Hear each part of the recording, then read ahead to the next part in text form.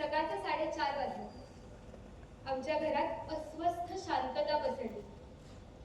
खिडकीतून येणारा गार वारा एरवी मला खूप आवडतो, पण तोच वारा आज अंगावर शहारे आणतो. ज्या घरी मी लहानाची मोठी झाले तिथंच आज माझा बॅटल गेट आणि कडक इस्त्री केलेला गणवेश अभिमानानं ठेवला होता. आता पोस्टिंगसाठी जायचं. घरापासून खूप लांब, खूप दूर. पुन्हा या घरी किती दिवसांनी येईन कुणास ठाऊक. हे घर, ही माणसं, इथल्या आठवणी आता काही महिन्यांसाठी फक्त मनात जपून ठेवाव्या लागल्या. खडतर ट्रेनिंग, शारीरिक मानसिक संघर्ष या सगळ्यानंतर आता असं वाटतंय मला सैनिक व्हायचंय. इथं पासून मी सैनिक झाले. हा प्रवास किती नकळत घडला ना.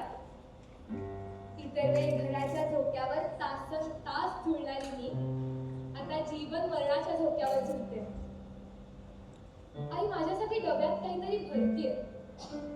फोडणीचा खवंग वास घोर पसरला, पण तोच वास आज काहीतरी वेगळा वाटतो. हा मायेच्या, काळजाच्या, जीवाच्या तुकड्याला दिलेला निरोपाचा वास आहे. बाबा बाहेरच्या वरांड्यात बसले. त्यांच्या कपातला चहा कधीचाच थंड झाला, तरी सुद्धा ते गेला कित्येक वेळ बाहेरच्या अंधाराकडे टक लावून पाहतात. इतक्या काही जवळ आली तिनं पदराला डोळे पुसले आणि हातात चिवडा लाडूचा डबा दिला. सगळं घेतलंच ना ग, तिनं थरथरत्या आवाजात विचारलं.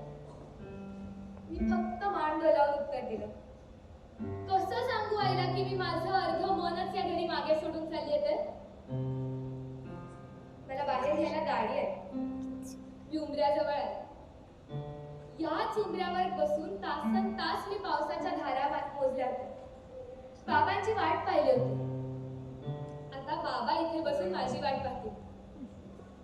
आईनं अभिमानानं माझं औक्षण केलं. मी वाकून तिला नमस्कार केला.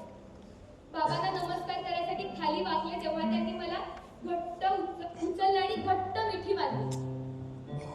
एका सैनिकाच्या वडिलाचा कणखरपणा आणि आपल्या मुलीला दूर पाठवतानाचं अतोनात दुःख, दोन्ही ते एका मिठीत स्पष्ट जाणवत होते. हा उंबरा ओलांडताना जणू पाय जमिनीत रुतून बसले होते. तरी सुद्धा जड पावलानं मी घरचा उंबरा ओलांडला. जाताना मी मागे वळून पाहिलं नाही. घरचा जुना कोपरा, तो झोका, अंगणातली तुळस, सगळं मागं पडलं होतं.